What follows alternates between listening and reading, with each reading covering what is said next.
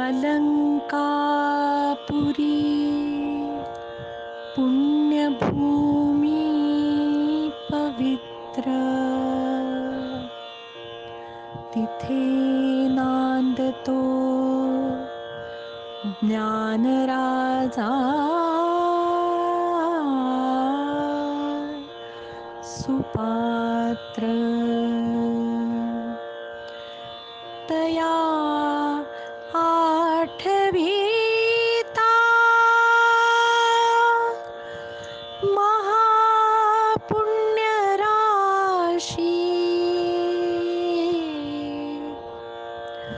नमस्कार माझा सद्गुरु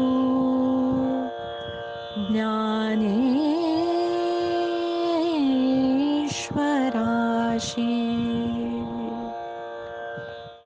बोला पुंडलिक वरदे हरी विठ्ठल.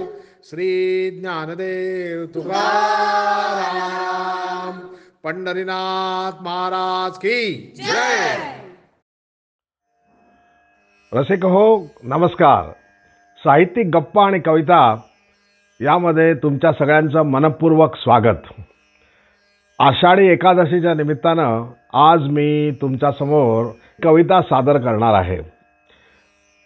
सुंदर ते ध्यान उभे विटेवरी, कर कटावरी ठेवून या, असं तुकाराम महाराज वर्णन करतात विठ्ठलाचं. तर या विठ्ठलाने कटावर हात ठेवलेले आहेत, कमरेवर हात ठेवलेले आहेत. का बरं? त्यामागे एक गोष्ट आहे. ती कथा अशी आहे की साक्षात विठ्ठल आपला जो परमभक्त पुंडलिक त्याला भेटायला आला, आणि भेटायला आल्यानंतर पुंडलिक त्यावेळेला आपल्या आईवडिलांची सेवा करत होता. त्यामुळे त्याने एक वीट भिरकावली आणि परमेश्वराला सांगितलं, जा त्या विटेवर उभा राहा. अशी ती कथा आहे. आता ही कथा किती खरी किती खोटी याचा आपल्याला विचार करायचा नाही. काय असतं की आपल्या परंपरेत रूपक कथा किंवा रूपक ह्याद्वारा काहीतरी सांगण्याचा प्रयत्न असतो. तेव्हा या कथेद्वारे आपल्याला काय सांगितलं आहे? मला असं वाटतं की आपल्याला सांगितलं आहे की पुंडलिकाला आपल्या आईवडिलांच्या सेवेपेक्षा जास्त काही महत्त्वाचं वाटत नव्हतं. प्रत्यक्ष परमेश्वर जरी आला, अगदी प्रत्यक्ष परमेश्वर जरी भेटायला आला, तरी त्यांनी त्याच्यासमोर एक वीट ठेवली आणि मग परमेश्वर त्याची वाट बघत कमरेवर हात ठेवून तिथे पंढरपुरात उभा आहे. अशी ती कथा आहे. याचा अर्थ असा की पुंडलिकाने स्वधर्माचं पालन केलं आणि कमरेवर हात ठेवून हा जो विठ्ठल उभा आहे तो आपल्याला त्या स्वधर्माची आठवण करून देत असतो. स्वधर्म म्हणजे काय? तर आपल्यासमोरचं जे कर्तव्य असेल ते निस्वार्थ बुद्धीनं पार पाडत राहणं हा स्वधर्म. स्वधर्म म्हणजे काही फार मोठं काही जडजंबाल किंवा काहीतरी आध्यात्मिक संकल्पना आहे अशातला नाही. गीतेमध्ये हाच स्वधर्म सांगितला आहे. स्वधर्मो निधनम श्रेया परधर्मो भयावह, असं भगवान श्रीकृष्ण अर्जुनाला सांगतोय. स्वधर्मातच सगळं श्रेय असतं. जीवन सफल करायचं असेल तर निष्काम बुद्धीनं निस्वार्थ बुद्धीनं स्वधर्माचं पालन करत राहणं यामध्येच आपल्या आयुष्याची इति कर्तव्यता असते. आणि म्हणून सगळ्या संतांनी स्वधर्माचा उद्घोष केलेला आहे.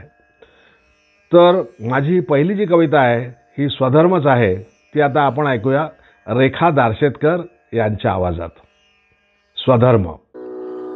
कोण सांगत सूर्याला जा उगव म्हणून, कोण सांगत चंद्राला जा पाझर म्हणून, कोण सांगत मेघाला जा बरस म्हणून, कोण सांगत बीजाला जा रोज रे म्हणून, कोण सांगत कळीला जा उमल म्हणून, कोण सांगे सायलीला जा दरवळ म्हणून, स्वधर्माच्या अशा कळा जेव्हा जीवा जडतात, स्वधर्माच्या अशा कळा जेव्हा जीवा जडतात, अवघे कंद आनंदाचे तुम्हासाठी उरतात, अवघे कंद आनंदाचे तुम्हासाठी उरतात, अवघे कंद आनंदाचे तुम्हासाठी उरतात.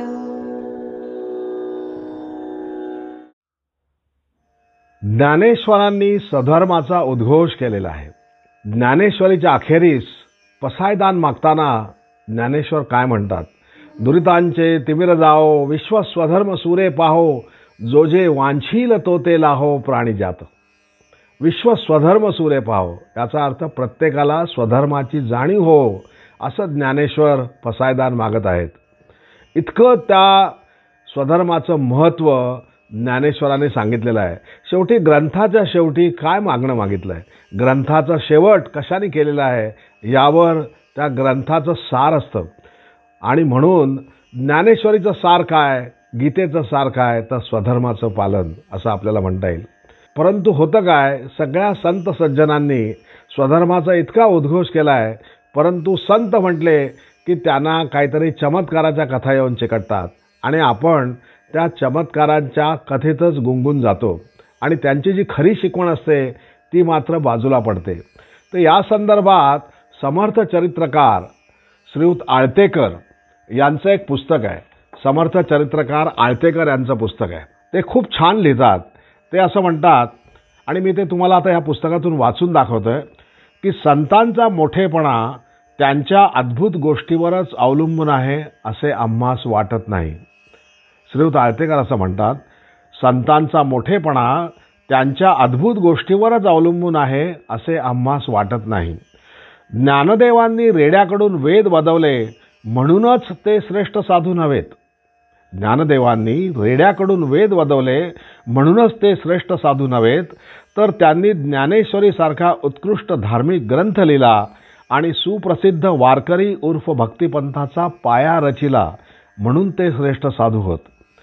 नामदेवांनी आपल्या अनन्य भक्तीने विठोबारायास नैवेद्य भक्षण करायस लावले म्हणून ते थोर संत नव्हेत, तर त्यांनी भक्तिपर व नीतीपर अभंग लिहून ज्ञानदेवांच्या भक्तिपंथाचा विस्तार केला म्हणून ते थोर संत. तर नामदेवांचं मोठेपण श्रीयुत आळतेकर असं सांगतात, एकनाथांनी स्वर्गस्थ पितरांना श्राद्धास भूलोकी आणले म्हणूनच ते केवळ अलौकिक संत नव्हेत, तर भागवत रामायणादी धार्मिक ग्रंथ मराठी भाषेत लिहून ज्ञानदेवांच्या भक्तिमार्गाचा त्यांनी ध्वज उभारला म्हणून ते अलौकिक संत होत. तुकाराम महाराजाविषयी ते काय म्हणतात?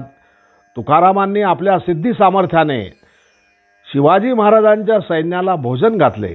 अगर ते सदेह वैकुंठास गेले म्हणूनच ते संत शिरोमणी आहेत असं नाही, तर त्यांनी आपल्या अभंगवाणीने बहुजन समाजास वेदांत सांगितला व ज्ञानदेवांच्या भक्तिपंथावर कळस चढवला म्हणून तुकाराम हे संत शिरोमणी होय. त्याचप्रमाणे उद्धव पित्याच्या अंगावर गंगोदक शिंपडून समर्थांनी त्यास जिवंत केले म्हणून ते थोर विभूती नव्हेत, तर त्यांनी आपल्या उपदेशाने कर्तव्यमूढ महाराष्ट्रास कर्तव्यदक्ष केले. ग्रंथराज दासबोधतात, परमार्थ व व्यवहार, धर्मकारण व राजकारण यांचे मधुर मिलन करून बहुजन समाजाची अंतःकरणे शिवाजी महाराजांच्या स्वराज्य स्थापनेकडे वळवली आणि महाराष्ट्र जनतेस धर्ममूलक विवेक वैराग्य प्रधान प्रयत्नवाद शिकवला म्हणून ते थोर विभूती आहेत. काय म्हणतात ते? महाराष्ट्र जनतेस समर्थांनी काय शिकवलं? तर धर्ममूलक विवेक वैराग्य प्रधान प्रयत्नवाद केल्याने होत आहे रे, आधी केलेची पाहिजे, परंतु ते भगवंताचे अधिष्ठान पाहिजे. हा विवेक वैराग्य प्रधान प्रयत्नवाद तर तो महाराष्ट्रात शिकवला म्हणून समर्थ श्रेष्ठ. परंतु होतं काय की आपण हे सगळं विसरतो, किंबहुना बरेच लोक हे विसरतात आणि केवळ चमत्कार आणि संतांना चिकटलेल्या चमत्काराच्या गोष्टी यातच रमून जातात. परंतु हे आपण लक्षात ठेवलं पाहिजे की संत साहित्य आहे हे जीवन कसं सफल जगावं, उत्कृष्ट जीवन कसं जगावं, समाधानी असं जीवन कसं जगावं हे संत आपल्याला सांगत असतात. त्या दृष्टीने आपण एकदा तरी दासबोध म्हणा, तुकोबांची गाथा म्हणा किंवा ज्ञानेश्वरी हे वाचलं पाहिजे. आता ते आपल्याला समजत नाही त्यांच्या भाषेमुळे, परंतु ही सार्थ ज्ञानेश्वरी, सार्थ दासबोध अशी पुस्तकं उपलब्ध आहेत आणि ती वाचल्यानंतर आपल्याला त्या अर्थाने ओवीकडे जाता येतं आणि ती ओवी अनुभवता येते. ओवीवरनं विषय निघाला म्हणून मला ज्ञानेश्वरांची आठवण झाली. ओवी ज्ञानेशाची. ज्ञानेश्वरांसारखी ओवी कोणी लिहूच शकणार नाही. ज्ञानेश्वरी वाचणं हा एक महान अनुभव आहे. तो शब्दातीत आहे, शब्दाने वर्णन करून सांगण्यासारखा नाही आहे. ज्ञानेश्वरी वाचताना अंगावर काटा येतो, डोळ्यात पाणी येतं. किती वेळा वाचा, तो एक अनुभव काय सांगू, अत्यंत वेगळाच आहे. ज्यांना ज्ञानेश्वरीची गोडी लागली ते ज्ञानेश्वरीपासून आयुष्यात कधीही वेगळे होणार नाहीत. ज्या वेळेला मी ज्ञानेश्वरी वाचली त्यावेळेला ज्ञानेश्वरांच्या शब्दकळेनं मी अगदी मोहून गेलो. आता कोणी म्हणेल की ज्ञानेश्वरी हा एक अनुभव आहे एकीकडे म्हणता आणि तुम्ही ज्ञानेश्वरांच्या शब्दकळेविषयी बोलता, परंतु मी असं म्हणत नाही आहे की ज्ञानेश्वरीतला अनुभव घेऊ नका. मला एवढंच म्हणायचं आहे की ज्ञानेश्वरीची शब्दकळासुद्धा बघा. इतकी अप्रतिम शब्दकळा आहे. उपमा, दृष्टांत याची नुसती रेलसेल आहे आणि ते केवळ उपमा द्यायच्या, दृष्टांत द्यायच्या आणि आपलं भाषेचं सौंदर्य दाखवायचं या दृष्टीनं नाही आहे, तर इतक्या सहज आहेत की त्यांना जे म्हणायचं आहे, ज्ञानदेवांना जे म्हणायचं आहे, माऊलींना जे म्हणायचं आहे ते आपल्यापर्यंत अगदी सहजपणे पोचतं. आणि त्यामुळे माझी ही जी दुसरी कविता आहे ती कविता ही ज्ञानेश्वरांच्या शब्दकळेवर आहे आणि त्या कवितेचं नाव आहे माझा ज्ञानराया शब्द पंढरीचा. जसा विठ्ठल हा पंढरीचा राया आहे तसा माझा ज्ञानराया हा शब्द पंढरीचा आहे, असं या कवितेतून मी सांगायचा प्रयत्न करतोय. ओवी छंदाच्या तऱ्हेनं जाणारी ही कविता आहे आणि ज्ञानेश्वरांची जशी उपमा आणि दृष्टांत देत विषय समजावून सांगण्याची हातोटी आहे त्याचा एक छोटासा प्रयत्न मी इथे केलेला आहे. बघा कशी वाटते कविता. माझा ज्ञानराया शब्द पंढरीचा. आणि ही कविता म्हटलेली आहे रेखा दारशेतकर यांनी. ऐका माझा ज्ञानराया शब्द पंढरीचा.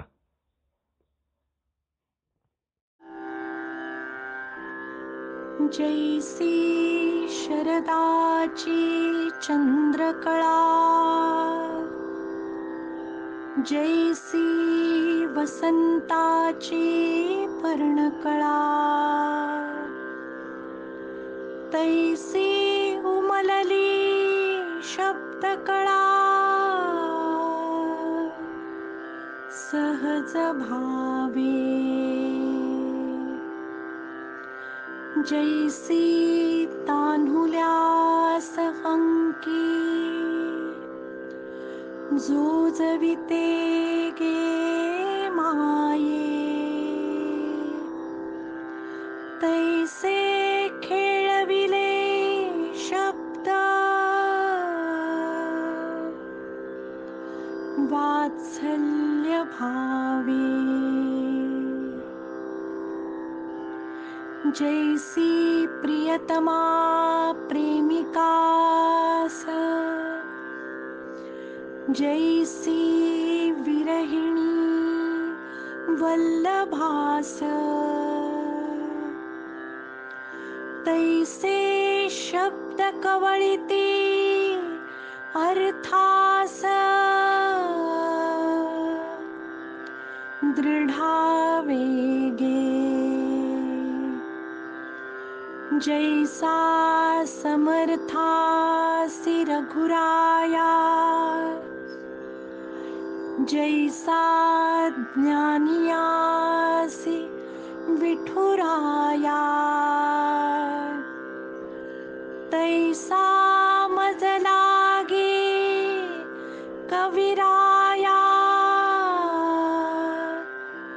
ज्ञानराया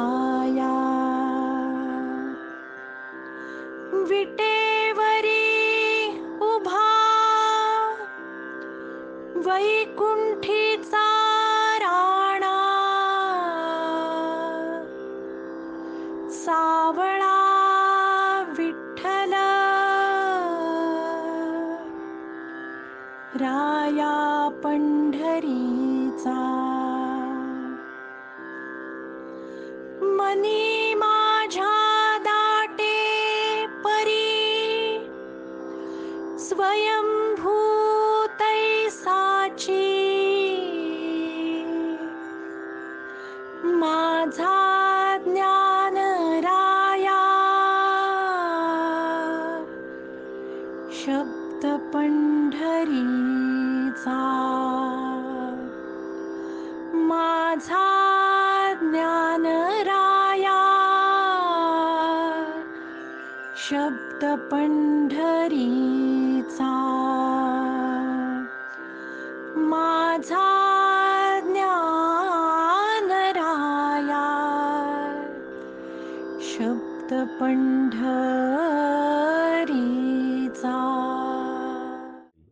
साहित्यिक गप्पा आणि कविता यामधून नेहमी काहीतरी विचारांना खाद्य देण्याचा माझा प्रयत्न असतो. केवळ करमणूक नाही तर विचारांना खाद्य या उद्देशानं साहित्यिक गप्पा आणि कविता यामधून दर महिन्याला आपण एक व्हिडिओ सादर करतो. त्याला खूप छान प्रतिसाद मिळतोय. त्याबद्दल तुमच्या सगळ्यांचे मनपूर्वक आभार. व्हिडिओ आवडला असेल तर शेअर करा, मित्रमंडळींना पाठवा, कॉमेंट्स लिहा आणि मुख्य म्हणजे सबस्क्राईब अजून चॅनलला केलं नसेल तर सबस्क्राईब करा. पुन्हा भेटूया लवकरच. धन्यवाद. नमस्कार.